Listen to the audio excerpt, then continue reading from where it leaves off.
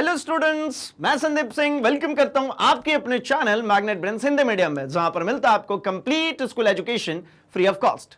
तो जैसा कि हम मिला करते हैं हमारे फिजिक्स सब्जेक्ट के साथ, और इन दिनों हमारी डिस्कशन चल रही है चैप्टर ठोसों के यांत्रिक गुण की, मतलब मैकेनिकल प्रॉपर्टीज ऑफ सॉलिड्स की बात कर रहे हैं भाई। जहां पर हमने यह समझा हुआ है कि अगर किसी ठोस के ऊपर हमने बल लगा दिया तो हम उसके अंदर कुछ ना कुछ विकृति उत्पन्न कर देते हैं, और जैसे ही बल हटाता है वो वापस से अपने आप को रीगेन कर लेती है। इसको हम प्रत्यास्था कहते हैं। फिर हमें समझ में आएगा जितना बल लगाएंगे उतना ज्यादा विकृति होगा। ऐसा कर करा करके बहुत सारे टॉपिक्स, बहुत सारे की कॉन्सेप्ट्स हमने इस चैप्टर के अंदर समझा, सीखा।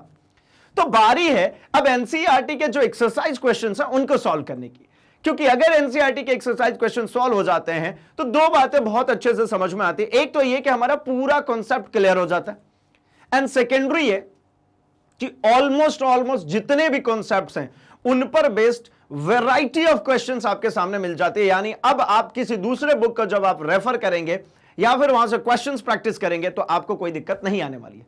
तो जब इतने सारे बेनिफिट्स है तो शुरू करते हैं ना हम इस सेशन को। तो भैया ये सेशन अगेन मैं बोलूंगा कि इंपॉर्टेंट होने वाला है कॉम्पिटिटिव पॉइंट ऑफ व्यू। मतलब अगर आप आईआईटी, जेईई, नीट या फिर सीयूईटी एस्पिरेंट हैं तो आपके लिए ये पूरी सेशन इंपॉर्टेंट होने वाली है। साथ ही साथ अगर हम स्कूलिंग्स के लिए, हम बोर्ड एग्जाम के लिए प्रिपरेशन करें तब तो हमारे लिए इंपॉर्टेंट है ही। तो पार्ट 1 में हम डिस्कस करने वाले हैं कुछ शुरुआत के क्वेश्चंस को। इसके बाद अगले सेशन में हम और बचे हुए क्वेश्चंस की बात करेंगे। तो सबसे पहले शुरू करते हैं हमारा क्वेश्चन नंबर फर्स्ट से इस चैप्टर के लिए। तो क्वेश्चन नंबर फर्स्ट हमारे पास में है कि एक 4.7 मीटर लंबे व 3 × 10⁻⁻5 स्क्वायर मीटर अनुप्रस्थ काट के स्टील के तार तथा 3.5 मीटर व 4.0 × 10⁻⁻5 स्क्वायर मीटर अनुप्रस्थ काट के तांबे के तार पर दिए गए समान परिमाण के भार को लटकाने पर, ठीक है, उनकी लंबाइयों में समान वृद्धि होती है। तो स्टील और तांबे के यंग प्रत्यास्था गुणांकों में क्या अनुपात होने वाला है। तो एक काम करते हैं, हम इसके लिए फटाफट से थोड़ा सा इसको सॉल्व करते हैं, है ना, जो गिवन है डेटा उसके आधार पर, और जल्दी से हम इसके आंसर फाइंड करते हैं। तो डेटा लिखते हैं। सबसे पहले 4.7 मीटर लेंथ है। क्वेश्चन नंबर फर्स्ट की बातें हो रही हैं और हमारे पास में लेंथ जो है ना, वो 4.7 मीटर है। ठीक है, स्टील है तो मैं ऐसा कुछ लिख लेता हूं, L steel.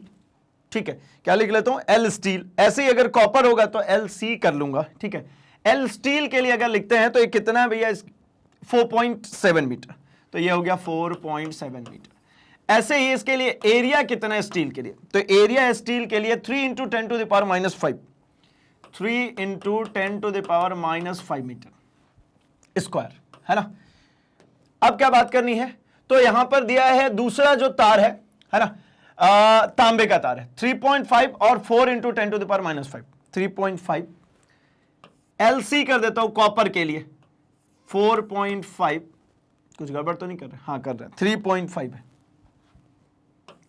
3.5 metre. And area of copper का जो एरिया है वो 4 × 10⁻⁻5 है। तो ये हम लिख लेते हैं 4 × 10⁻⁻5 मीटर स्क्वायर।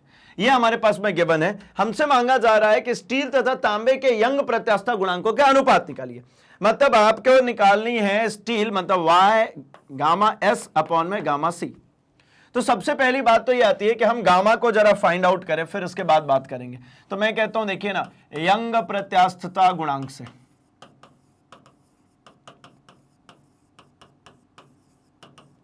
यंग प्रत्यास्था गुणांक होता क्या है, तो हमने ये देखा है गामा जो होता है, यंग प्रत्यास्था गुणांक जो होता है, ये होता है फोर्स अपॉन में ए। अल्टीमेटली तो होता यही है कि अनुदैर्ध्य प्रतिबल बटा में अनुदैर्ध्य प्रतिबल बटा में अनुदैर्ध्य विकृति, चेंज इन लेंथ, है ना, अपॉन में ओरिजिनल लेंथ, ये होती है विकृति। तो यहां पर हमारे पास में अनुदैर्ध्य प्रतिबल मतलब एफ अपॉन में ए, और अनुदैर्ध्य विकृति मतलब change in length upon original length. यानी ये पूरा फॉर्मूला जो होगा एफ अपॉन में ए इनटू ये एल ऊपर चला जाता है, एल अपॉन में स्मॉल एल। तो अगर इसको लिखेंगे तो क्या लिख सकते हैं, जरा देखिए, गामा इक्वल्स टू होता है एफ एल अपॉन में ए एल। अब यहां पर हमसे कहा जा रहा है सवाल में कि लंबाइयों में समान वृद्धि होती है और समान परिमाण का भार लटका रहे। समान परिमाण का भार और लंबाई में वृद्धि अगर हम देखेंगे तो यहां पे मैं लिखता हूं समान परिमाण का भार। इसका मतलब है कि भाई बल का मान समान है, बल का मान समान। कैसे बल का मान समान? तो F इक्वल्स टू कह रहे हैं भैया कि आप mg लगा रहे हो, ये दोनों पर सेम है ना, तो mg बराबर ही होगा क्योंकि g तो कांस्टेंट ही होता है ना, m दोनों पे समान है। तो हो गई बात खत्म। दूसरे की बात कर रहे हैं किसकी भाई? तो दूसरी बात कर रहे हैं हमारे लंबाई में परिवर्तन भी समान। लंबाई में परिवर्तन भी कैसा है? समान। तो लंबाई में परिवर्तन समान है और ये समान है, तो यहां पर ऐसा लिखवा सकते हैं क्या कि भैया F एंड L ये दोनों कैसे हैं? कांस्टेंट है, स्थिरांक है। तो गामा जो होगा वो डायरेक्टली प्रोपोर्शनल हो जाएगा किसके? तो L अपॉन में A के, लंबाई बटा में अनुप्रस्थ काट के क्षेत्रफल के। तो अब हमारा हो गया काम, अब हो गया हमारा काम। क्या करना है भाई? तो अब कहते हैं कि गामा स्टील अपॉन में हमसे कॉपर मांगा जा रहा है, तो ये हो जाएगा LS अपॉन में AS अपॉन में LC अपॉन में AC। Length of steel wire upon में area of steel wire whole upon length of copper wire upon area of copper wire. मतलब ये लेंथ ऑफ स्टील अपॉन में length of copper is into area of copper upon area of steel. अब देखिए क्या कह रहे हैं, gamma S का अपॉन गामा से गिवन है क्या क्या? तो LS और LC गिवन है, तो LS 4.7 LC 3.5 into AC 4 into 10 to the power -5 और सही लिख रहा है हाँ, ये 3 इंटू 10 टू द पावर -5। तो ये तो 10 to the power -5 10 to the power -5 cancel हो गया। क्या बचेगा भाई? इसमें से बचेगा क्या? तो ये भी खत्म, डेसिमल से डेसिमल खत्म, यानी ये 47 इंटू 4 अपॉन में 35 इंटू 3 है। यानी अगर इसको और रिजोल्व करें तो ये 7 चौक 28, 2 चचौ के 16 2 18, ठीक है। नीचे कितना हो जाएगा? 15 के 5 हासिल है 1 और 3 3 9 1 10, 188 बटा में 105। कुछ कट्टे पिट्टे लायक विशेषकर नहीं दिख रहा तो मैं इतने पे ही छोड़ देता हूं। YS अपॉन YC, तो YS अनुपात YC की वैल्यू 188 अनुपात 105। आप चाहें तो इसको डेसिमल में कैंसिल कर सकते हैं, है ना, दशमलव में इसको आप कैंसिल कर सकते हैं, ठीक है। करीब करीब है ना 1.8 टाइम्स में चला जाना चाहिए, हाँ करीब करीब, अप्रॉक्स में लिख रहा हूं भाई, एक बार चेक कर लेंगे। 1.8 अनुपात 1 डिवाइड कर देंगे तो मिल जाएगा 1.8 अनुपात में 1। तो ये हमारा इसका आंसर हो गया पहले का, जो हमसे यहां पर मांगा जा रहा था कि इन दोनों में समान वृद्धि होती है तो क्या होना है इन दोनों का अनुपात। तो ये हो गया भैया हमारा अनुपात 1.8 अनुपात 1। अब आइए चलिए जरा हम इसको आंसर देख लेते हैं। तो हमने कहा भैया यंग प्रत्यास्थता गुणांक क्या होता है? Gamma F upon A L upon L, मतलब FL अपॉन में AL, यानी यहां पर सेम भार लटकाएंगे तो F इक्वल्स टू mg और लंबाई में वृद्धि L समान है, यानी गामा प्रोपोर्शनल है L अपॉन A के। फिर इसके बाद तो gamma times of steel upon में तांबा, तो स्टील का लेंथ अपॉन में एरिया स्टील की, तांबे का लेंथ अपॉन में एरिया लेंथ की, तांबे की अगर करेंगे तांबे का एरिया ऊपर स्टील का नीचे रख करके डिवाइड किया, ये देखिए 188 में 105, मतलब 1.8 ये डिवाइड करेंगे कितना आएगा? 1.8। तो इसी को मैंने लिखा 1.8 अनुपात 1। अब 1 लिखना जरूरी नहीं होता बट ठीक है, अनुपात में लिखना है, लिख दिया। आगे बढ़ते हैं, सेकेंड क्वेश्चन की बात करते हैं। यहां पे कह रहे हैं कि नीचे चित्र संख्या, ये एक क्वेश्चन में मतलब बुक में हमारे पास में एक डायग्राम के बने, ये दिख रहा होगा आपको। किसी दिए गए पदार्थ के लिए प्रतिबल और विकृति दर्शाया गया। इस पदार्थ के लिए देखिए, थोड़ा सा मैं इसको डार्क कर देता हूं,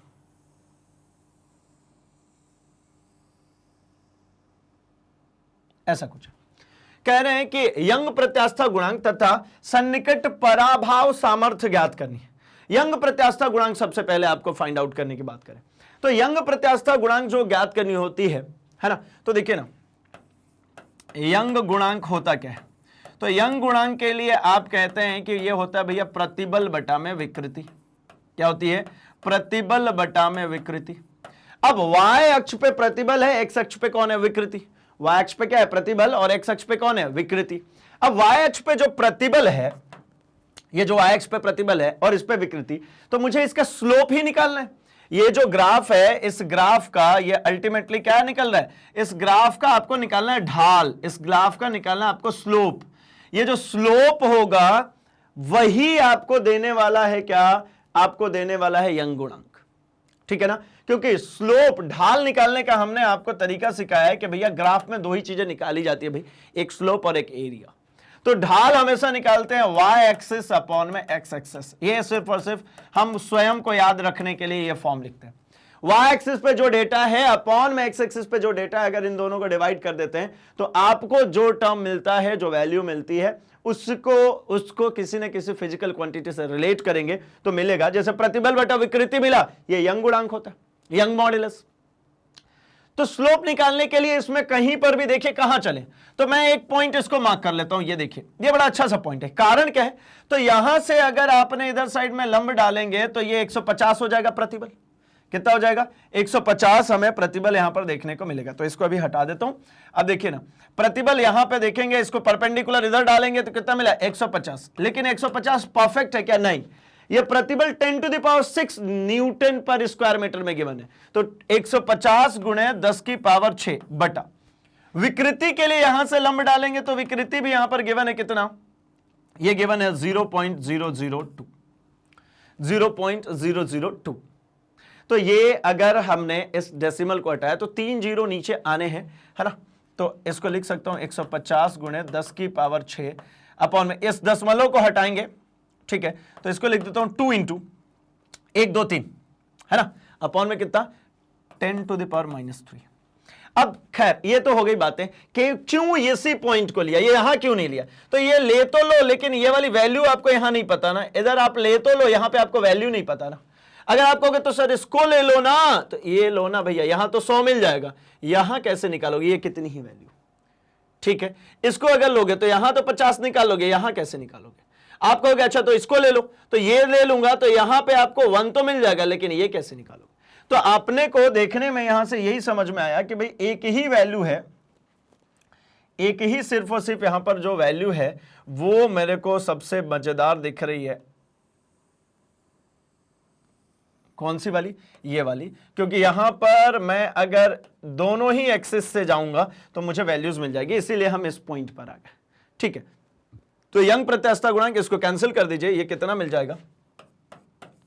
75। 75 इंटू ये 10 टू द पावर ऊपर जाकर के कितना बना लेगा? तो 10 टू द पावर 9, है ना? Young modulus 75 into 10 to the power कितना हो गया? 9, ठीक है? तो यहां पे हमने एक पॉइंट बनाया और ये हमारा मिल गया, ठीक है? 75 इंटू 10 टू द पावर 9, या फिर इसी को और लिखना चाहेंगे तो 7.5 into 10 to the power into 10 to the power 10, क्या लिख सकते हैं? न्यूटन पर स्क्वायर मीटर। क्योंकि यंग मॉड्यूलस में भाई विकृति की तो कोई यूनिट होनी नहीं है, जो प्रतिबल की होनी है वही होनी है, ठीक है? तो ये हो गया हमारा फाइनल आंसर, ठीक है? 7.5 into 10 to the power 10 newton पर स्क्वायर मीटर। अब कह रहे हैं इसमें यील्ड पॉइंट बताइए। यील्ड पॉइंट अगर अपने को बतानी है तो यील्ड पॉइंट के लिए देखिए, है ना, जिसको हम क्या कहते हैं? इसको हम कहते हैं भाई पराभव समर्थ। ये देखिए ना, ये पॉइंट है, इस पॉइंट के बाद में अब दिख रहा है कि ये टूट जाएगा। अब इसके बाद में क्या हो गया? ब्रेक डाउन हो गया। ये जो स्ट्रेट मिलती है, मतलब ये प्रत्यास्था का गुण शो कर रहा है ना? ये अल्टीमेटली ये ई की वैल्यू है भाई, प्रत्यास्था गुणांक है, और ये बिल्कुल स्ट्रेट दिखने का मतलब है कि ये प्रत्यास्थ बिहेवियर को शो कर रहा है, यानी ये वस्तु प्रत्यास्थ है। लेकिन ये बी एक ऐसा पॉइंट, ये एक ऐसा पॉइंट है जहां इसको ए कह देता हूं, एक पॉइंट, इसको हमने बी पॉइंट कह दिया। ये बी एक ऐसा पॉइंट है कि इसके बाद अब ये टूट जाएगा। हालांकि ये सन्निकट की बात हो रही है, एग्जैक्टली तो नहीं है, ये 300 पे एग्जैक्ट तो नहीं है, 300 से थोड़ा सा आगे की तरफ है, 300 पे एग्जैक्ट नहीं है, थोड़ा सा आगे है। तो मैंने मान लिया कि कितना है? 300 गुणे 10 की पावर 6, है ना? 3 गुणे 10 की पावर 6, या 2 और दे देंगे तो 3 गुणे 10 की पावर 8 भी लिख सकते हैं। क्या लिख सकते हैं? 3 गुणे 10 की पावर 8 भी लिख सकते हैं। तो ये पॉइंट समझ में आ गया कि भैया ये ऐसा कह नहीं सकते कि इसके बाद इसका यील्ड पॉइंट है ना, मतलब पराभव बिंदु है। लेकिन हाँ ठीक है, निकटतम का है, सन्निकट का है, सन्निकट का है, तो ठीक है, नियर बाय में हम इतना लिख सकते हैं, ठीक है? तो ये कितना हो जाएगा? 300 क्रॉस 10 टू द पावर 6 या 3 into 10 to the power 8 newton पर मीटर। ठीक है, चलिए आगे बढ़ते हैं। दो पदार्थ ए और बी के लिए प्रतिबल विकृति ग्राफ दिया गया, मतलब स्ट्रेन स्ट्रेस कर्व यहां पर गिवन है। ठीक है, अब इन ग्राफों को एक ही पैमाना मानकर खींचा गया, मतलब जो एक्स एक्सिस पर वैल्यूज इसमें दी गई है वही इसमें भी है, जो वाई एक्सिस पर है वही इसमें भी है, यानी ये दोनों ग्राफ का जो पैमाना है उसमें कोई डिफरेंसेस नहीं है। मतलब अगर इसको 10 20 30 ऐसा माना है तो उतना ही वैसे ही 10 20 30 बिल्कुल बराबर बराबर माना है, यानी इनके पैमानों में कोई दिक्कत नहीं है, दोनों सेम है। यानी आप कह सकते हैं कि एक ही एक्सिस पर दो दो ग्राफ ड्रॉ की गई, यही बात है। यहां पे जो ग्राफ आपको दिख रहा है वो देखिए कुछ ऐसा है। मैं थोड़ा सा डार्क कर रहा हूं, दैट्स ऑल।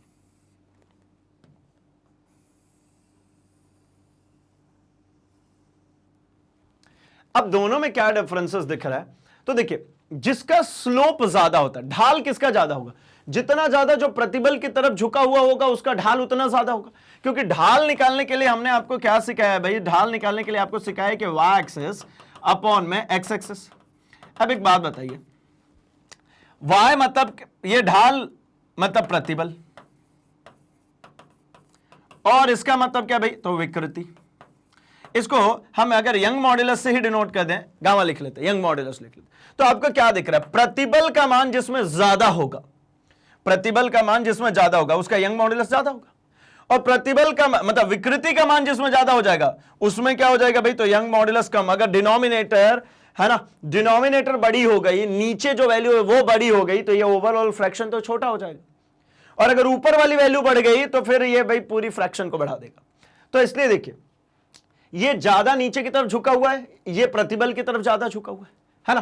तो ये जो कह रहे हैं हमारा पहला सवाल कि किसी पदार्थ का यंग प्रत्यास्था गुणांक अधिक है, किसका यंग प्रत्यास्था गुणांक अधिक है, तो मैं कह रहा हूं ए का ढाल ज्यादा है, इसका स्लोप ज्यादा है, इसका जो स्लोप है वो क्या है भैया, ज्यादा है, इसका ढाल ज्यादा है, और इसका ढाल कंपैरेटिवली कैसा है, तो कम है। तो जिसका ढाल ज्यादा है उसका यंग गुणांक ज्यादा होगा, मतलब प्रतिबल का मान जिसमें ज्यादा हो रहा है वो ज्यादा होगा। तो पदार्थ ए के ग्राफ का ढाल दूसरे के ग्राफ की तुलना में अधिक है, अतः पदार्थ ए का गुणांक अधिक है, पदार्थ ए का जो है यंग मॉड्यूलस ज्यादा है, इसका जो होगा यंग प्रत्यास्था गुणांक वो ज्यादा होगा। अगले सवाल पे आते हैं। अगला सवाल कह रहे हैं दोनों पदार्थों में कौन अधिक मजबूत है, मजबूती किसकी ज्यादा होगी। तो देखिए दोनों ग्राफों पर पराभव बिंदुओं की ऊंचाई लगभग बराबर है, परंतु ए के ग्राफ में बी की तुलना में अधिक प्लास्टिक क्षेत्र सुस्पष्ट है, अतः बी जो है ज्यादा, ए जो है ज्यादा मजबूत है। देखिए ये लगभग अगर देखेंगे तो यील्ड पॉइंट ये थोड़ा सा फिर से बनाता हूं, है ना,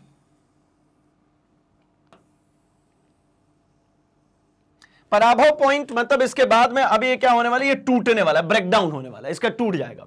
ये देखिए ये रहा इसका भी यील्ड पॉइंट, और लगभग इसी हाइट पर इसी का भी यील्ड पॉइंट। तो यील्ड पॉइंट दोनों का मतलब पराभव बिंदु जो है दोनों का सेम है, लेकिन एक पॉइंट देखिए, ये स्ट्रेट लाइन यहीं तक दिख रही थी, ये यहां तक दिख रही थी, तो मतलब यहां तक में तो ये वाला जो रीजन होगा, ये रीजन कौन सा होगा, तो ये प्रत्यास्थ होगा।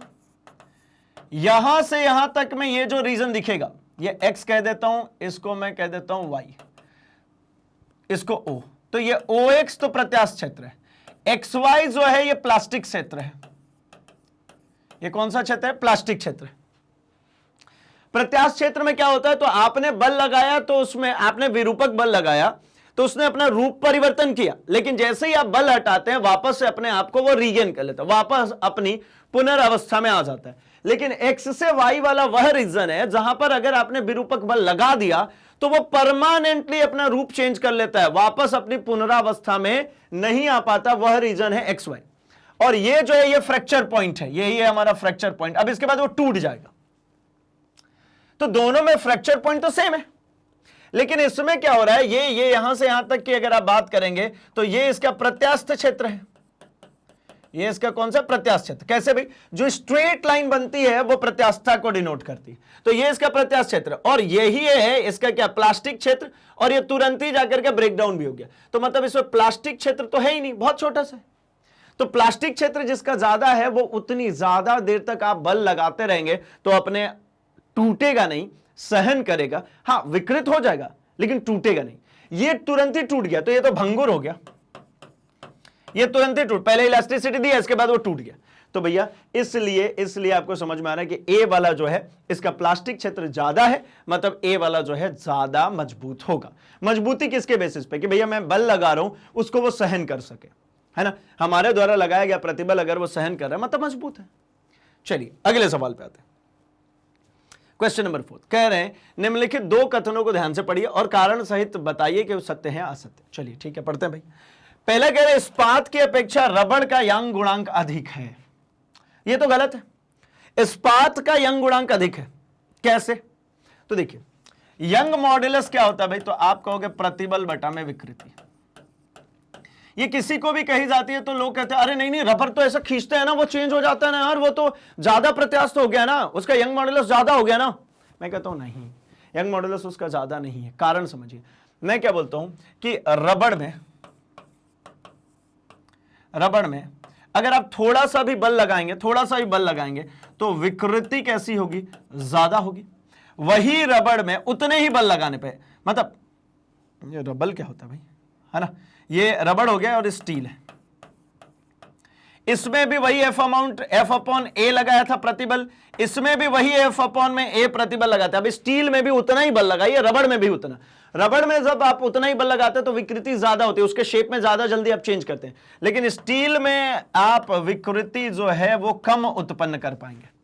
तो मैं तो कहता हूं कि यंग प्रत्यास्था गुणांक के लिए अगर मैंने ये एफ अपॉन ए को कांस्टेंट मान लिया, यानी सेम अमाउंट का फोर्स स्टील के तार पर भी और सेम अमाउंट का फोर्स रबड़ पर भी, तो मैं कहता हूं कि गामा जो हो गया वो इनवर्सली प्रोपोर्शनल किसके हो गया, विकृति के, क्योंकि बल तो बराबर हो गया। तो आपको क्या लगता है, रबर में ज्यादा विकृति होगी और स्टील में कम विकृति होगी? तो यह मैं कहता हूं कि विकृति के इनवर्सली प्रोपोर्शनल है, रबर में ज्यादा हो रही है, तो गामा रबर लिख लेता हूं और गामा स्टील लिख लेता हूं। तो किसमें ज्यादा होगी भाई, तो आपको दिख रहा है विकृति ज्यादा तो यंग मॉड्यूलस कम। रबर में ज्यादा लेंथ में चेंज आप निकाल देंगे तो उसका यंग मॉड्यूलस कम, स्टील का यंग मॉड्यूलस ज्यादा। तो यह स्टेटमेंट गलत हो गया। किस रीजन से गलत हुआ, क्योंकि गामा जो होता है वो इनवर्सली प्रोपोर्शनल होता है विकृति के, और फोर्स अपॉन एरिया अगर करके मतलब सेम कर देते हैं हम प्रतिबल को, तो विकृति ज्यादा होगी रबर में और स्टील में कम होगी, मतलब रबर जो होगा उसका यंग मॉड्यूलस कम और स्टील का ज्यादा। तो मतलब इस्पात की यंग मॉड्यूलस ज्यादा होगी, रबर की कम। यह ध्यान रखिएगा, बड़ा अच्छा सा क्वेश्चन है। दूसरा, किसी कुंडली का तनन उसके अपरूपण गुणांक से निर्धारित होता है। किसी कुंडली में कितना तनन हुआ है, मतलब कितना उसकी टेंसाइल स्ट्रेंथ चेक करनी है, तो वो भैया कैसे चेक होगी, उसके अपरूपण गुणांक से, मतलब उसके ईटा से हम क्लियर कर सकते हैं। अब अपरूपण गुणांक का मतलब क्या, तो कुंडली को जब आप खींचते हैं तो उसके लेंथ में वृद्धि नहीं होती। क्या होती है, लेंथ में वृद्धि नहीं होती, सिर्फ और सिर्फ वो विकृत होता है। तो जब लेंथ में वृद्धि नहीं होती, सिर्फ और सिर्फ विकृत ही होता है, तो उसकी विकृति इस अपरूपण से निकाल सकते हैं। उसके रूप विकृत होता है, लेंथ में बढ़ोतरी नहीं होती। जब आप स्प्रिंग देखिए ना, समझिए ये स्प्रिंग है ना, समझिएगा थोड़ा सा, ये स्प्रिंग है। जब मैंने इसको ये सिरा फिक्स करके इधर साइड में बल लगा खींचा, तो ये स्प्रिंग आपको दिखता है ये ऐसा हो जाता है, ये कहानी हुई। तो ये स्प्रिंग का जो स्ट्रक्चर है ना, उसकी विकृति हुई है, मतलब रूप परिवर्तन हुआ है। और लेंथ में बढ़ोतरी का मतलब क्या होता है, तो स्टील का एक ऐसा वायर था, इसमें आपने बल लगाया तो पता लगा इसकी वायर की लेंथ ये बढ़ गई, ये पहले एल लेंथ थी और ये डेल एल चेंज हो गई। तो ये अपरूपण, ये अनुदैर्ध्य विकृति होगी, ये लेंथ में चेंज हो गया। तो ये अपरूपण से नहीं निकलेगा, है ना, ये गामा से क्लिक करते हैं, लेकिन ये अपरूपण से निकल जाएगा, क्योंकि स्टील के, अगर मान लीजिए स्टील का है, मान लिया स्प्रिंग किसका बना है, स्टील का, तो स्प्रिंग के स्टील में, स्टील के मटेरियल में कोई खिंचाव नहीं होगा। किसमें होगा, तो सिर्फ और सिर्फ जो इसके स्प्रिंग के लिए ऐसे घुमा घुमा करके जो बनाया था ना, उसका जो शेप होगा वही चेंज हो जाएगा। स्टील का जो वायर है उसमें अपने आप में कोई चेंजेस वो देखने को नहीं मिलेगा। तो इसलिए ये वाली स्टेटमेंट क्या होगी भाई, ये वाली स्टेटमेंट सही है। अपरूपण गुणांक से आप इसको निर्धारित कर सकते हैं। बढ़ते हम अपने अगले सवाल पे, सवाल नंबर 5। कह रहे हैं यहां पर कि 0.25 सेंटीमीटर व्यास के दो तार, है ना, ये दो तार है 0.25 सेंटीमीटर व्यास के, जिनमें एक इस्पात का तथा दूसरा पीतल का है। एक इस्पात का है, एक इस्पात का है और एक पीतल का, ठीक है। 8.11 इसमें दर्शाया गया है। बिना भार लटकाए इस्पात तथा पीतल के तारों की लंबाई, मतलब एक्चुअल लेंथ 1.5 और 1 दिया गया है, यह डायग्राम में भी बना हुआ है। यदि इस्पात तथा पीतल के यंग प्रत्यास्था गुणांक 2 × 10⁻11 और 0.91 × 10⁻11 पास्कल हो तो इस्पात तथा पीतल के तारों में विस्तार की गणना कीजिए। मतलब हमारे पास में पूरी इंफॉर्मेशन दी गई है, मेरे से यह मांगा जा रहा है कि इसके डेल एल बता दीजिए और इसका डेल एल बता दीजिए, ठीक है। तो एक काम करते हैं, पहले तो इसका गिवन डेटा लिखते हैं, फिर इसके बाद में, क्योंकि देखिए ना यहां पर कुछ चीजें सेंटीमीटर में दी गई हैं तो उसको मुझे मीटर में भी कन्वर्ट करना पड़ेगा, और इसके बाद दोनों के लिए यंग मॉड्यूलस लगाएंगे और इंक्रीज इन लेंथ को कैलकुलेट कर लेंगे। तो चलिए इसके लिए सबसे पहले हम इसको प्लॉट कर लेते हैं, इसको बना लेते हैं कि ये 4 kg, 6 kg, 1.5 और 1, ठीक है। तो इसको हमें सॉल्व करने के लिए सिंपल सा काम करना होगा कि एक दृढ़ आधार से, ये एक दृढ़ आधार है, इससे 2 तार यहां पे, एक तार ये है और यहां पर एक भार से लटक रहा है, फिर दूसरा तार है और ये भी एक भार से लटक रहा है, और दोनों में डिफरेंसेस ऐसी हैं कुछ कि ये जो वायर की लेंथ है वो वायर की लेंथ ऊपर 1.5 मीटर है, नीचे 1 मीटर है ना। ये ऊपर कितना है भैया, ये 1.5 मीटर, ये ऊपर वाला जो है 1.5 मीटर, ठीक, और ये वाला जो वायर है वो है 1 मीटर। ये जो भार लटक रहा है ये भार 4 किलो और नीचे वाला जो है वो कितना है भैया, 6 किलो। तो 4 किलो और 6 किलो, मतलब इसको मैं कहता हूं ये कितना है, ये 4 kg है और ये 6 kg है, नीचे की तरफ लग रहा है। यहां पर इन दोनों के नाम भी लिख लेते हैं। तो ऊपर वाला जो है वो है स्टील और नीचे वाला जो है वो है पीतल, है ना। ये वाला जो वायर है, ये वाला वायर किसका है, स्टील का, और ये वाला जो है ये है पीतल का। अब बात इसकी है कि जो गिवन डेटा है उसको तो रखना ही पड़ेगा। मतलब कह रहे बिना भार लटकाए जो स्टील की लेंथ है, स्टील की के तार की लंबाई जो है, मतलब यहां पर मैं कह सकता हूं कि LS लिख लेता हूं, है ना, स्टील के लिए तो कैपिटल LS लिखता हूं, है ना। ये है बिना भार लटकाए, मतलब 1.5 मीटर, ठीक है। और इसी तरीके से मैं कहता हूं तो भैया तांबे के लिए, पीतल है बेसिकली, पीतल के तार की लंबाई, ठीक है, ठीक है भाई, बिल्कुल पीतल के तार की लंबाई, मतलब LP लिख लेता हूं, चलो अपनी मर्जी, 1 मीटर। अब क्या कह रहे हैं भैया, तो अब कह रहे हैं कि इन दोनों के लिए जो हमारे पास में है ना, व्यास गिवन है दोनों तार के लिए 0.25, मतलब दोनों तारों का व्यास जो है वो 0.25 है। यानी तार का व्यास पहले वाले का भी दूसरे का भी सेम है, तार का व्यास मतलब D गिवन है आपको 0.2 से 5 सेंटीमीटर, ठीक है ना। कितना गिवन है, 0.25 सेंटीमीटर। अब 0.25 सेंटीमीटर है, मतलब क्या है भैया, रेडियस कितना होगा, तो रेडियस इसका जस्ट आधा, मतलब 0.125 सेंटीमीटर, ये हो गया रेडियस। अब एक काम करता हूं ना, तो R इक्वल्स टू मैं कह देता हूं 0.125 इंटू 10⁻⁻2 मीटर। मीटर में चेंज करना पड़ेगा भाई, तो ये रेडियस भी निकल गया। चलिए अब क्या बात कर रहे हैं, लंबाई गिवन है, यंग मॉड्यूलस गिवन है भैया यहां पर इस्पात का 2 इंटू 10⁻11, मतलब हमारे पास में यंग मॉड्यूलस किसका, इस्पात, तो S लिख लेता हूं 2 इंटू 10⁻11 पास्कल। और जो यंग मॉड्यूलस गिवन है हमारे लिए किसको भैया, तो पीतल के लिए, इसको भी कैलकुलेट करते हो तो पीतल है 0.91 इंटू 10⁻11, यानी ये है 0.91 इंटू 10⁻11 पास्कल। ये हमारे पास में डेटा गिवन है। अब बात करनी है कि भाई इस्पात और पीतल के तार में विस्तार की गणना, मतलब मेरे से मांगा जा रहा है कि भैया आप ये LS बता दीजिए, या डेल LS लिख लेता हूं और इसको मैं लिखता हूं डेल LP बता दीजिए, चेंज इन लेंथ। तो करना क्या होता है, बड़े ही आसानी से इसमें हम सॉल्व करते हैं कि भैया ये जो गिवन डेटा है इसके अकॉर्डिंगली अगर मैं कहता हूं तो ये सबसे पहले मैं पीतल में भार की विस्तार की बात करूंगा। तो पीतल वाले वायर को कैसा फील आ रहा है ना कि भैया ये ऊपर कुछ नहीं है, पीतल वाले को फील आएगा कि ये है मेरा दृढ़ आधार, सिर्फ पीतल वाले की बात करूं और मैं ये लटक रहा हूं, खत्म बात, कितना तो आसान है। लेकिन जब आप बात करेंगे ना स्टील वायर की, तो स्टील वायर को सिर्फ इतना फील नहीं आएगा, स्टील वायर को फील आएगा कि ये 4 किलो और ये 6 किलो, ये दोनों मिलाकर के 10 किलो का भार इस तार के अलोंग, इस तार के ऊपर कितना 10 किलो का भार लटका हुआ है, क्योंकि ये दोनों भार एक दूसरे के नीचे लटक रहे हैं, अल्टीमेटली दोनों ऐड हो जाएंगे। तो बस आपको इस पूरे में इतनी सी ट्विस्टिंग है कि आपको क्या निकालना होगा, तो आपको निकालना होगा सबसे पहले नीचे वाले के लिए, फिर ऊपर वाले के लिए, और नीचे वाले के समय पे 6 केजी भार लेंगे, और ऊपर वाले को लेते समय हम लेंगे पूरे 10 केजी भार, मतलब स्टील के लिए 10 किलो भार और पीतल के लिए 6 किलो। तो निकालना शुरू करते हैं ना, चलिए। मुझे यहां पर चीजें जो पता है उसके अकॉर्डिंगली यंग मॉड्यूलस गिवन है, तो Young modulus is equals to होता क्या है भाई, तो ये होता है फोर्स अपॉन में एरिया, है ना, अपॉन में फोर्स अपॉन में एरिया अपॉन में क्या गिवन होता है भाई, तो अपॉन में यहां पर हमारे पास में गिवन होता है चेंज इन लेंथ, मतलब डेल एल अपॉन में ओरिजिनल लेंथ, तो एफ अपॉन में ए, ये एल ऊपर जाता है और डेल एल यहां आता है।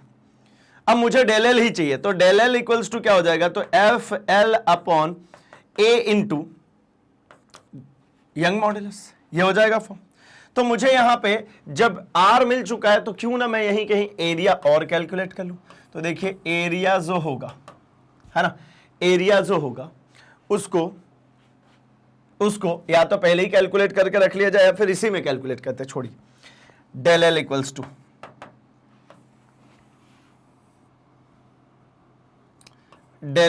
टू कितना होने वाला है, तो del L equals to F. अब एफ के लिए, फोर्स के लिए हमारे पास में, है ना, इसके ऊपर जो लग रहा है ये सीधे सीधे नहीं है गिवन, तो इसको मैं कन्वर्ट कर लेता हूं किसमें, mg, तो mg l अपॉन, यहां पर r तो गिवन है ना, तो ये कितना हो जाएगा, पाई आर स्क्वायर गामा। अब रख देते हैं सारी वैल्यूज, अब हो जाएगी हमारी बात, बन जाएगी।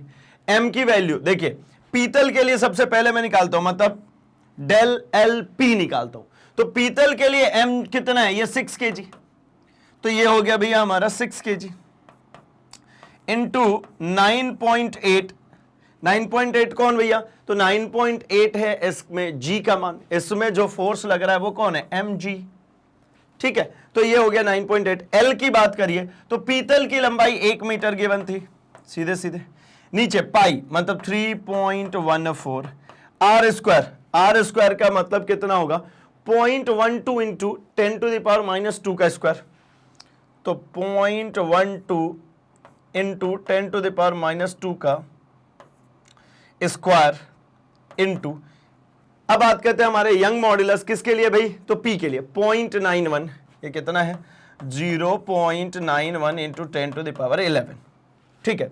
तो डेल एल पी का जो मान है, ठीक, after solving 1.3 into 10 to the power -4 meter यहां से प्राप्त होगा, ठीक है। इसको जब हम कैलकुलेट करेंगे कितना मिलेगा, 1.3 into 10 to the power -4 meter. तो ये हमारा किसका मान निकल के आ गया भाई, तो ये हमारा मान निकल करके आया है सिर्फ और सिर्फ कि ये पीतल वाले में कितनी चेंज इन लेंथ होगी, मतलब पीतल वाले में लेंथ में इंक्रीमेंट हमें कितना देखने को मिलेगा।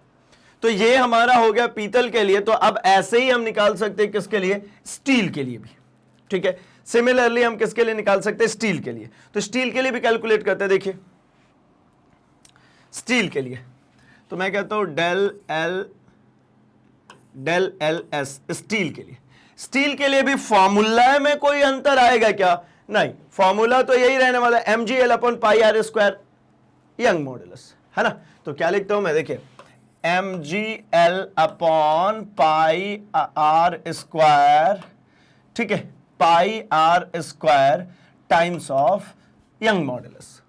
अब यहां पे ये लेंथ कौन सा भाई, तो स्टील की, गामा कौन सी, तो स्टील की, और यहां पे अभी हमारे लिए एक बना क्या है, नया सीन, तो ये बना है कि भैया ये 4 किलो का और इसी से थोड़ा सा नीचे और कितना 6 किलो का, तो ये वाला तार जो खिंचाव महसूस कर रहा होगा ये 4 और 6 दोनों का, मतलब इसको मैं कंबाइनली कहूं तो ये अल्टीमेटली कितने का, 10 kg का भार इसके ऊपर कार्यरत है। तो मतलब इसमें अगर आप mg निकालते हैं तो कितना लिखेंगे, 10 इंटू 9.8। तो चलिए लिख देते हैं, m की वैल्यू 10, g 9.8, है ना। लेंथ कितनी है भाई, तो लेंथ है इसकी 1.5, स्टील की लेंथ कितनी है 1.5 अपॉन में पाई मतलब 3.14, आर स्क्वायर मतलब 0.12 इंटू 10⁻⁻² का स्क्वायर, और यंग मॉड्यूलस स्टील के लिए तो 2 इंटू 10⁻11, तो ये हो जाएगा 2 इंटू 10⁻11। ठीक है, सॉल्व करने के लिए किया क्या जाता है भाई, तो देखिए ना ये जो है ना पॉइंट वाले 9.8 इंटू 1.5, इसको एक जगह ले आइए, 3.14 को यहीं रखिए, ये 0.12, वैसे 12 में 144 होता है, ठीक है ना, अगर चाहें तो सीधे सीधे कर सकते हैं, 144 मतलब 0.0144, क्योंकि ये 1 2 टाइम्स तो 1 2 3 4 बार जीरो लगे, मतलब 4 डिजिट के बाद दशमलव लगेगा, इनटू 10 की पावर -2 तो -4, ठीक है, और ये 10 की पावर 11, ठीक है। अब इसमें से आप इनके डेसिमल्स को उड़ाएंगे और इसके पावर को हम क्या करेंगे, कंपनसेट करेंगे। ये 11 दिख रहा है और ये 4 दिख रहा है, तो ऑब्वियसली ये माइनस होकर के कितना बच जाएगा, सिर्फ और सिर्फ ये 7 बचेगा। तो जब इसको हम कंपनसेट करते हैं तो आप कंपनसेट करने के बाद ये हमें फाइनली जो मिल जाता है 1.5 इंटू 10⁻⁻4 मीटर प्राप्त होता है। ये किसकी वैल्यू है भैया, तो ये डेल एल एस की वैल्यू है। किसकी वैल्यू है, डेल एल एस की, मतलब जो हमारा स्टील है उसमें कितनी लेंथ में चेंज मिलेगी, तो 1.5 इंटू 10⁻⁻4, और इसमें कितना मिलेगा, तो 1.3 इंटू 10⁻⁻4। ठीक है, चलिए, तो यहां पर आपको दोनों के ही आंसर मिल चुके हैं। ठीक, फाइन। तो चाहे तो भैया आप इसका स्क्रीनशॉट रख सकते हैं, क्योंकि मैं इरेज करने वाला हूं। चलिए ठीक है, ठीक है, आइए तो आते हैं हम अपने अब जरा सवाल की तरफ, है ना, और बढ़ते हैं हम थोड़ा सा एक बार इसके मॉडल आंसर की तरफ, फिर आगे बढ़ जाएंगे। तो हम लोगों ने ये निकाला, हमारे यहाँ ये निकल के आया था क्या, रेडियस निकालने के बाद यहाँ पर L1 और F1 के टर्म्स में बात कर रहे हैं, जो हम लोगों ने स्टील और पीतल के फॉर्म में बात करा, तो यही फॉर्म निकाला था, है ना, FL upon pi R square L। L को उधर भेज करके और यंग मॉडुलस को नीचे ला देते हैं, L को इधर भेज करके यंग मॉडुलस को नीचे लाते हैं, सारा डेटा रखेंगे, हमें यहां पर फाइनली आंसर मिल जाता है 6 इंटू 10⁻⁵। ठीक है, और नीचे जो है इसके लिए आंसर जो मिलने वाला है यह है 2.19 इंटू 10⁻⁻4। ठीक है, अब किया क्या है भाई, डिफरेंस थोड़ा सा क्यों आ रहा है, तो ये देखिए ना, हम लोगों ने 9.8 लिया था, है ना, और इनने कंप्लीट फॉर्म ले लिया है, पूर्ण नंबर को ले लिया, मतलब 10 ले लिया सीधे सीधे, और पावर्स में चेंजेस ला दिए, बस इतनी सी बात है ना। ये जैसे ये देखिए, आप बिल्कुल वेरिएट नहीं होंगे, 2.19 यहां पर आपको दिख रहा है। ठीक है, एलपी की अगर हम बात करते हैं, और यहां पर हम लोगों ने बात करी है किसकी, यहां पर 1.5 इंटू 10⁻⁻4, है ना, 1.5 इंटू 10⁻⁻4।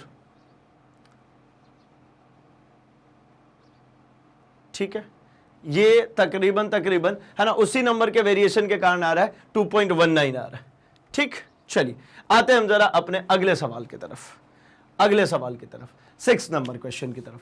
यहां पे कह रहे हैं कि एल्यूमिनियम के किसी घन के किनारे 10 सेंटीमीटर लंबे, ये एल्यूमिनियम का एक घन है, एक साइड कितना है भैया, तो 10 सेंटीमीटर, इसकी एक फलक किसी ऊर्ध्वाधर दीवार से कसी हुई है। ये देखिए, ये दीवार पे पूरा का पूरा ऐसा ब्लॉक कसा हुआ है, एक ऐसा डब्बा, एक बक्सा हमने दीवार के ऊपर कसा हुआ है, और इसके बाद क्या किया है, तो इसमें जो बक्से का एक दीवार ये कसा हुआ है ना, ये देखिए, ये दीवार से एक ये वाला फ्रेम कसा हुआ है अंदर वाला, और जो बाहर वाली फलक है उसमें हमने क्या किया है कि 100 केजी का एक भार लटका दिया।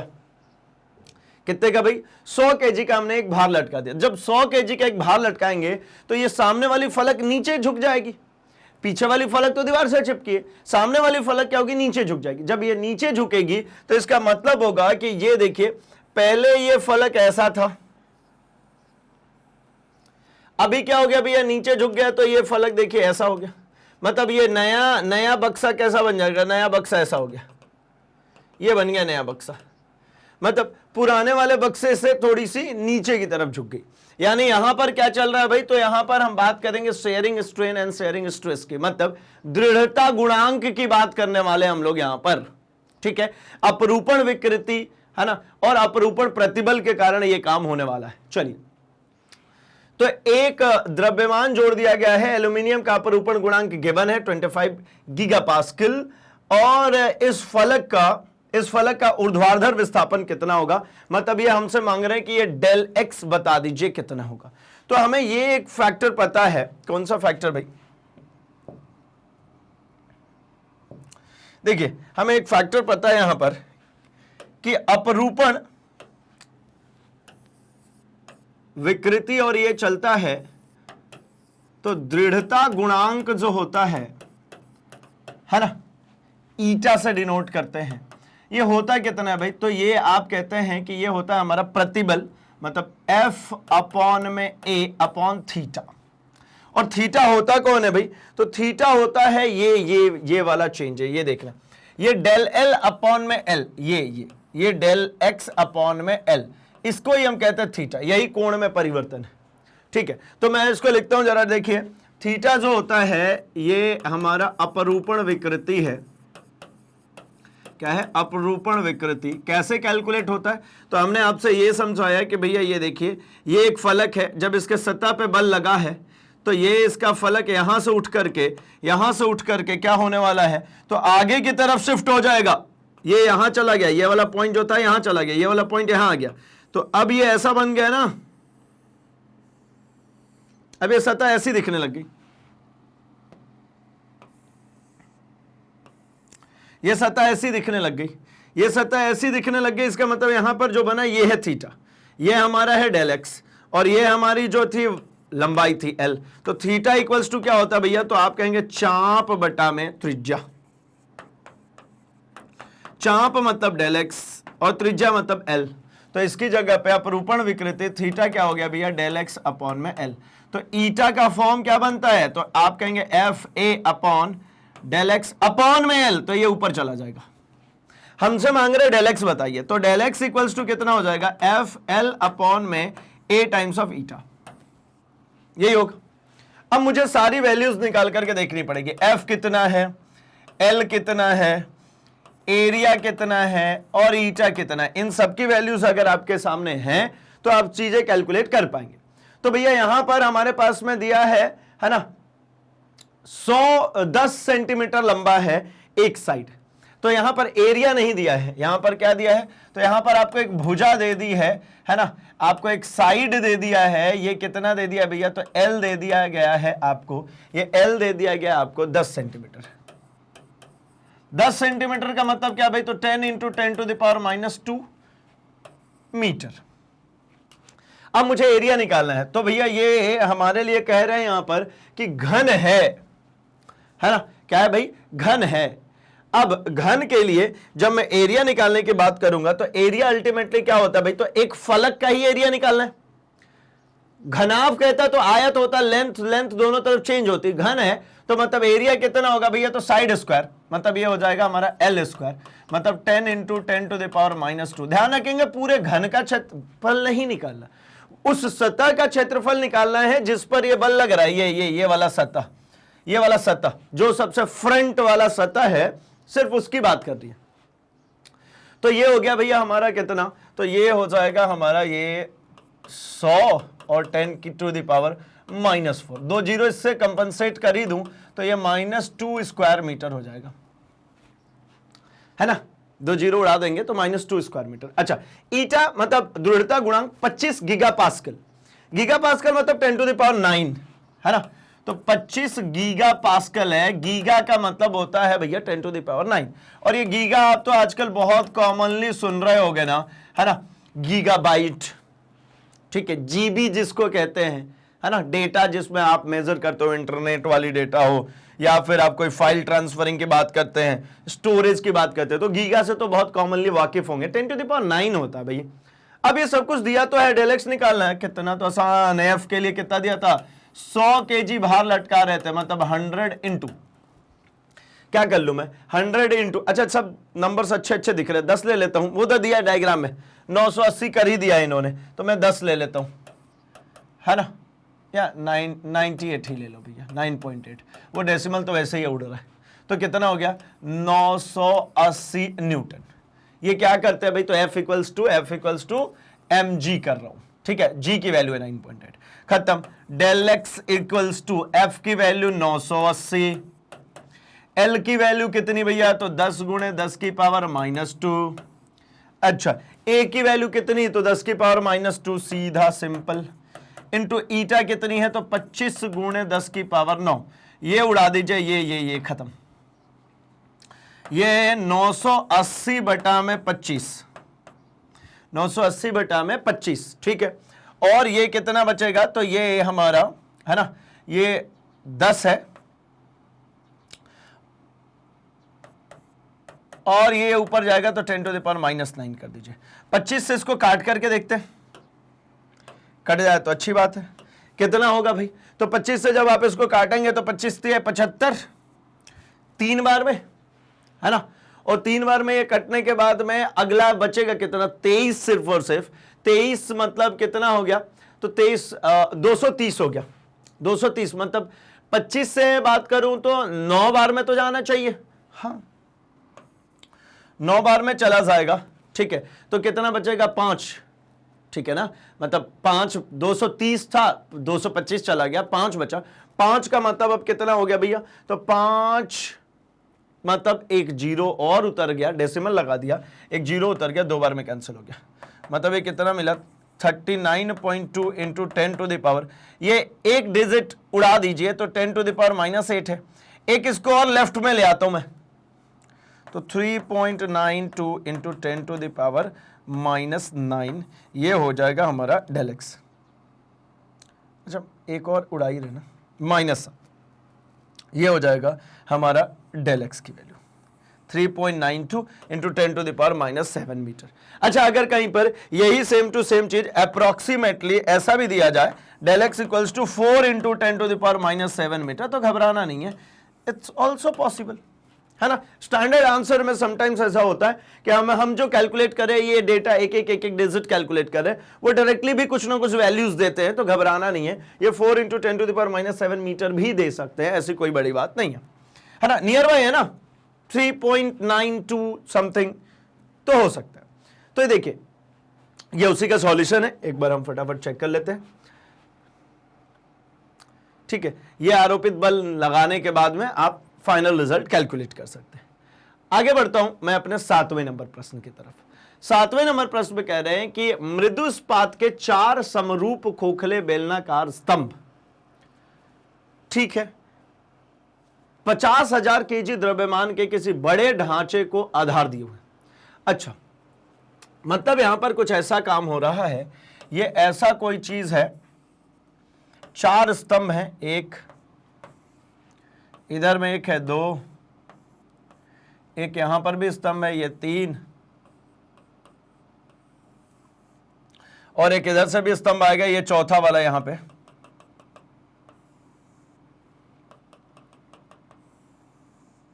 ये 4 स्तंभ है, और ये पूरा जो है ना, इसके ऊपर जो है 50,000 केजी का भार इस पर है, मतलब एक ढांचा है, जो पिलर समझ सकते हैं ना, पिलर, ये 4 पिलर है, ऊपर पूरी छत है भैया 50,000 केजी की, ऐसा समझ लेते हैं, ठीक है। और ये पूरे पिलर किसके बने हुए भैया, तो खोखले बेलनाकार हैं, इस्पात के बने हुए, स्टील के हैं, ठीक है। अब क्या कह रहे हैं कि प्रत्येक स्तंभ की भीतरी तथा बाहरी त्रिज्या 30 और 60 है, तो इसका मतलब यह है कि ये पूरा ऐसा है, ये कैसा भैया, ये सब बेलनाकार है, ये सबके सब बेलनाकार है, और कैसे बेलन है, तो ये देखिए ऐसी है कुछ बेलन,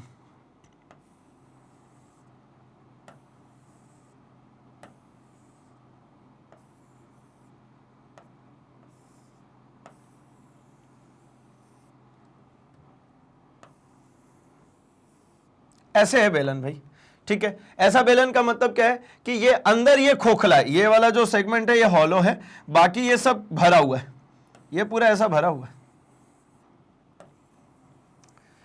अंदर वाला सेगमेंट खोखला है बस, ठीक है। अब क्या कह रहे हैं, तो इसमें कह रहे हैं कि अंदर की त्रिज्या 30, बाहर की 60, तो इसलिए तो कह रहे हैं कि यहां से ये वाली 30 है और ये वाली जो है ये 60 है, ये 60 है और ये अंदर वाली जो है ये 30 है, ठीक है। मतलब एक चादर हो गई ना इतनी मोटी सी, है ना, अल्टीमेटली ये तो एक चादर हुई ना, ये वाली सेगमेंट, ये वाली सेगमेंट, ठीक है ना, एक मोटी सी ऐसी चादर नुमा हो गई ये पूरी, ठीक है। भार वितरण को एक समान मानते हुए प्रत्येक स्तंभ की संपीड़न विकृति की गणना कीजिए। अच्छा, प्रत्येक स्तंभ की करनी है, हर एक स्तंभ की। तो सबसे पहला काम तो यह है कि भैया हम है ना इसके भार को जरा डिवाइडेड बाय 4 कर दूं। मैं पहले ही मैं कहता हूं कि प्रत्येक स्तंभ द्वारा धारण किया गया बल, ऐसा कर देता हूं, धारण किया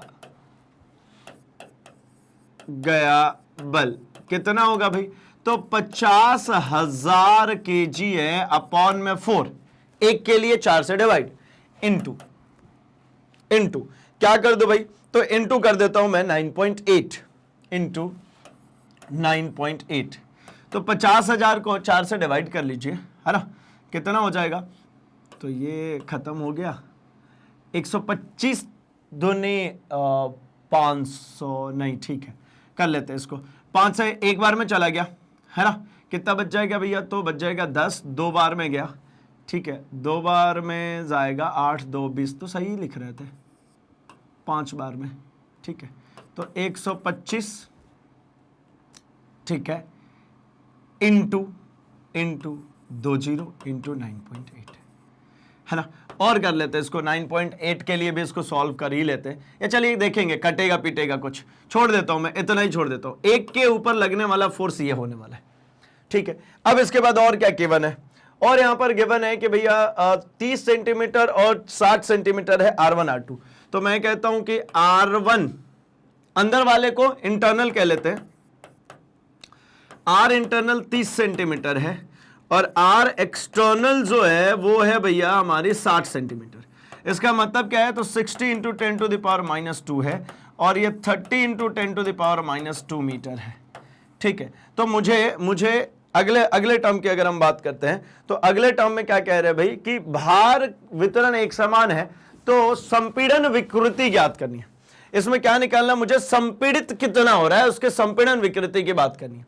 तो संपीड़न विकृति की अगर हमें बात करनी है तो हम कहते हैं कि भैया इसके लिए इस्पात है, इसके लिए मुझे एक छोटू सा काम करना पड़ेगा, वो ये है कि यहां पर हमें कहीं पर भी कोई यंग मॉड्यूलस टाइप कुछ दिया नहीं है, तो मुझे इसके लिए यंग मॉड्यूलस, है ना, इसके लिए जो यंग मॉड्यूलस है इस्पात के लिए उसे हमें कंसिडर करना पड़ेगा, तभी जाकर के हम इसको सॉल्व कर पाएंगे, ठीक है। और Young modulus 2 into 10 to the power 11 होता है, ठीक है। यंग मॉड्यूलस स्टील के लिए 2 इंटू 10 टू द पावर 11 होता है।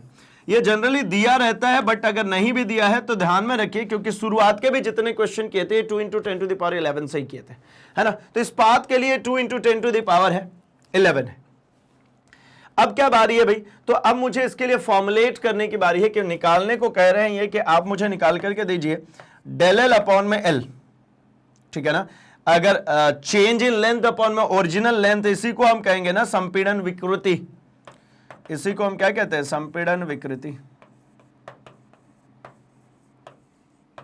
अच्छा, वो डेल एल नेगेटिव आना पॉजिटिव आना वो खुद डिसाइड करेगा, उसमें हमारा कोई रोल नहीं है। तो मैं कहता हूं यंग मॉड्यूलस से, यंग मॉड्यूलस क्या होता है भैया, तो फोर्स इनटू लेंथ अपॉन में एरिया इनटू डेल एल। अब इसको, अच्छा इसको कैपिटल एल लिखते हैं ना, कैपिटल एल लिख ला, इस कैपिटल एल को नीचे उतारिए तो ये गामा इक्वल्स टू क्या मिलेगा, F A del L upon में एल। या फिर अगर सिंपली लिखते हैं तो ऊपर क्या लिखते हैं, हम ऊपर लिखते हैं ना कि भैया ये होता है हमारा प्रतिबल बटा में विकृति। ये डेल एल और एल को इधर लाइए, तो डेल एल अपॉन में L equals to F A times of Young modulus. क्या हो जाएगा, F A times of Young modulus. तो भैया यही तो निकालना है मुझे। यहां पे जितनी भी डेटा गिवन है इन सबको तो कम से कम रख ही दूं। क्या क्या गिवन है, तो यहां पर सबसे पहला हमारा एफ गिवन है सीधे सीधे, तो 12500 इंटू 9.8 एरिया तो है नहीं, एरिया निकालना पड़ेगा भाई। तो एरिया या तो हम अलग से निकाल करके ले आ लेते हैं और गामा पुटअप कर देते हैं। तो गामा तो है 2 × 10⁻11। एरिया मैं अलग से निकाल लेता हूं, क्षेत्रफल हमें यहां पर अलग से निकाल लेते हैं।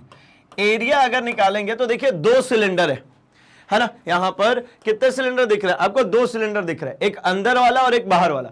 तो ये बाहर वाले सिलेंडर के एरिया में से अंदर वाले को माइनस कर दूंगा तो फिर वो विड्थ मिल जाएगी मुझे, ठीक है। तो देखिए क्या कर रहा हूं मैं कहता हूं कि भैया जब ऐसी ही बात है तो आप एरिया निकालने के लिए क्या करेंगे, तो मैं कहता हूं पहले निकालिए πr², ये कौन सा? External, minus πr² internal. तो πr² मतलब पाई को तो उठा के कॉमन ही कर लो, है ना। एक्सटर्नल का स्क्वायर माइनस इंटरनल, एक्सटर्नल कितना है? 60 × 10⁻² का स्क्वायर माइनस 30 × 10⁻² का स्क्वायर।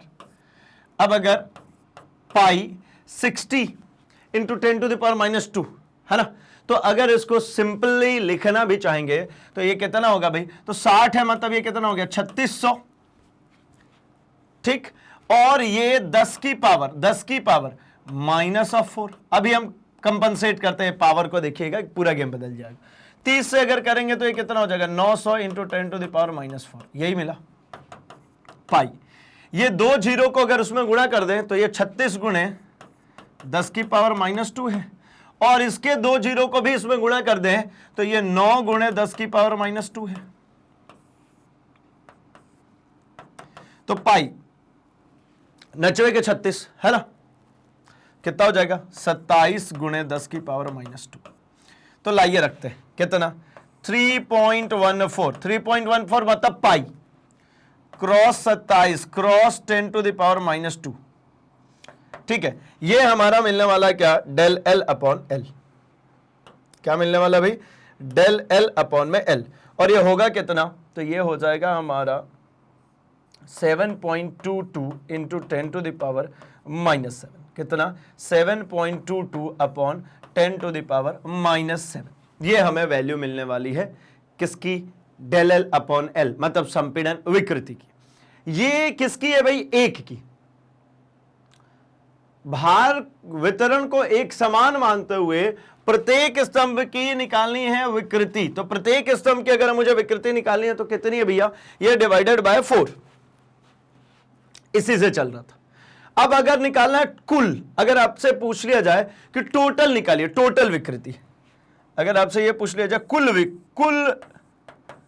विकृति कितनी होगी, तो कुछ नहीं करना भैया, इसी में डेल L/L अगर फाइनली सबके लिए निकालनी है तो मैं कहता हूं 7.22 × 10⁻⁻7 इंटू कर दो भैया 4।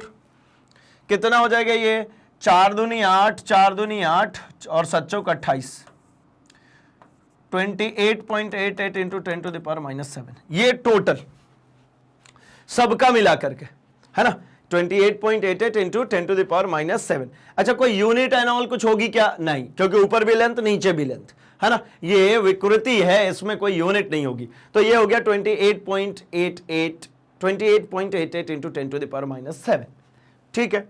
ये निकल गई हमारी चारों खंभों की, और एक की अगर करेंगे तो 7 पॉइंट समथिंग चलेगा। अगले सवाल में आते हैं, आइए। यही देखिए, यही कैलकुलेशंस है भाई, है ना, हम लोगों ने अभी इसको कैलकुलेट किया।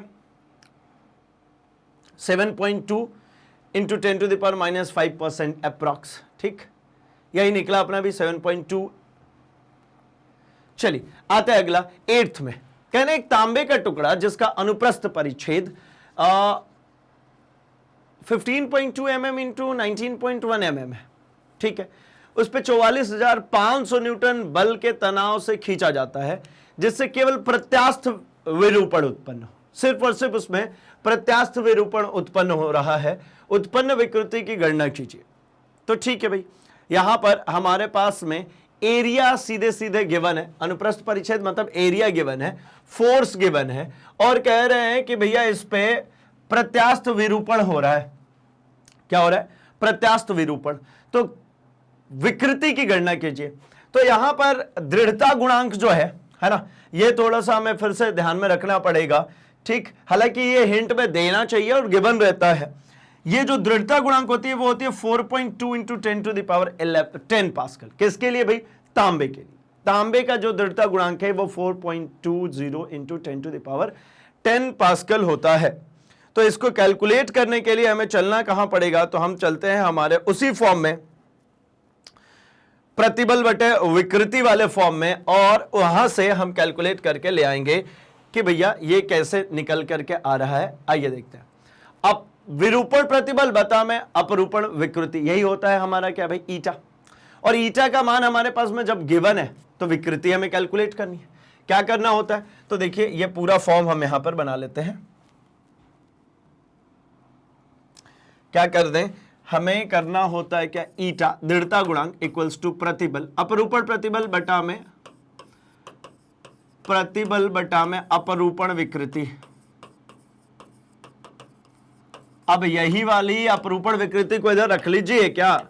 अपरूपण विकृति बराबर हो जाएगा प्रतिबल बटा में ईटा।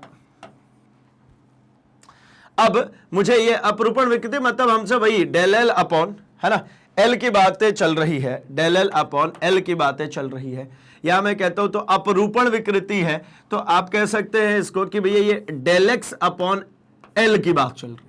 हमने डेल एक्स से डिनोट किया था, हमने इसको थीटा से डिनोट किया था, तो ये होगा प्रतिबल। प्रतिबल यहां पर सीधे सीधे गिवन है मेरे हिसाब से। देखिए ना, प्रतिबल हमारे पास कहां गया? ये रहा। प्रतिबल हमारे पास सीधे सीधे गिवन है 44,500 न्यूटन। कितना? 44,500 न्यूटन। और ईटा के मान की अगर हम बात करते हैं तो ईटा हमारे पास में कितना है भैया? तो ये है 4.2 into 10 to the power 10 pascal. तो ठीक है, ये हमारे पास में ये मिल चुका है अपॉन में एरिया। ठीक है ना? क्या होगा? अपॉन में एरिया। प्रतिबल की बात करेंगे तो ये क्या होगा? फोर्स अपॉन में एरिया टाइम्स ऑफ ईटा। तो एरिया की भी बात करेंगे, ईटा की भी बात करेंगे, तो पहले ईटा को ही लिख लेते हैं। ईटा है 4.2 into 10 to the power 10, 4.2 into 10 to the power 10। और एरिया की अगर आप बात करते हैं तो एरिया निकालने के लिए इन्होंने कहा है 15.2 mm into 19.1 mm, 15.2 into 10 to the power -3 और 19.1 into 10 to the power -3 multiply करेंगे 2.9 इंटू 10 टू द पावर -4। तो मैं सीधे इसको इस्तेमाल कर लेता हूं, 2.9 into 10 to the power 2.9 into 10 to the power -4। I hope इसमें कोई दिक्कत परेशानी नहीं होनी चाहिए, क्योंकि ये होता ही क्या है भाई, ये जो फॉर्म्स होते हैं ना, ये mm, इससे हम गए कहां पे? मीटर में, और दोनों को मल्टीप्लाई किया, बस इतनी सी बात। अब इसको हम उठा करके कैलकुलेट कर लेते हैं। किसको भाई? तो ये 44 अपॉन में 500, 44,500 अपॉन में 2.9 into 10 to the power -4, 4.2 into 10 to the power. तो ये भैया ये वाले नंबर्स को एक साथ रख लीजिए, 44,500 अपॉन 2.9 इंटू 4.2 इंटू 10 में से ये 6 बचा होगा, तो 10 की पावर -6 ऊपर पहुंचा दीजिए। एंड फाइनली कैलकुलेट करने पे ये हमारे पास में आंसर मिलने वाला है कितना? 3.65 इंटू 10 टू द पावर -3। तो 3.65 इंटू 10 टू द पावर -3, इसको जब आप कैलकुलेट करेंगे तो थीटा की वैल्यू यही मिलने वाली है, और हमसे ये थीटा की बात की जा रही थी, तो हमने ये कैलकुलेट कर लिया, है ना। यहां पर हमें उसकी वैल्यू समझ में आ गई, ठीक है, कि अपरूपण प्रतिबल बटा में अपरूपण विकृति से इसको हम कैलकुलेट कर सकते हैं। चलिए भाई, ठीक है, तो इस सेशन को करते हैं अब यहीं पर समाप्त, है ना। एंड बचे हुए जितने क्वेश्चंस हैं उसको करेंगे हम एक और सेशन में, मतलब नेक्स्ट सेशन में हम कवर अप करेंगे रिमेनिंग क्वेश्चंस को। तो जिस तरीके से आपको पता है कि मैग्नेट ब्रेन्स हमेशा हमेशा से कमिटेड है भाई एक हाई क्वालिटी एजुकेशन प्रोवाइड करने के लिए, एंड ये सारे ही कोर्स कंटेंट लेकर के आते हैं फ्री ऑफ कॉस्ट। ये पूरा कोर्स कंटेंट आपके लिए आता है एनसीईआरटी बेसिस पर, मतलब आप किसी भी स्टेट बोर्ड से हो या फिर आप सेंट्रल बोर्ड से हो, ये पूरा कोर्स कंटेंट आपके ऊपर लागू होता है। और इंप्रोवाइजेशन और इंप्रूवमेंट के लिए सिंपली वीडियो के डिस्क्रिप्शन बॉक्स में दिए गए लिंक को फॉलो कीजिए एंड चेकआउट कर सकते हैं अपने लिए बुक्स एंड ई बुक्स, जो कि एक्सक्लूसिवली मैग्नेट ब्रेन्स की टीम द्वारा आपके लिए डिजाइन की गई है। तो जिस तरीके से आप कनेक्टेड हैं हमारे YouTube चैनल पे, इसी तरीके से हमसे जुड़ सकते हैं हमारे social media platform, that is Facebook, Instagram, Twitter, Telegram पर भी, जहां पर आपके कोई सजेशन सुझाव हो वो हम तक पहुंचा सकते हैं। एंड हमारी तरफ से कोई नई इंफॉर्मेशन आती है या कोई नई अनाउंसमेंट आती है, वो फटाफट आप तक पहुंच सकती है। तो जल्दी से इस वीडियो को लाइक कर दीजिए, चैनल को सब्सक्राइब एंड इसे अपने दोस्तों में शेयर करना बिल्कुल भी नहीं भूलेंगे, क्योंकि उन्हें भी तो बताना है कि मैग्नेट ब्रेन्स हिंदी लेकर के आते हैं क्वालिटी एजुकेशन एक्सपीरियंस टीचर्स के साथ, वो भी फ्री ऑफ कॉस्ट। तो बने रहिए हमारे साथ, हम मिल रहे हैं अपने अगले सेशन में इसके रिमेनिंग क्वेश्चंस के साथ। तब तक के लिए अपना और अपने आसपास सबका बहुत सारा ख्याल रखेंगे। Thanks for watching.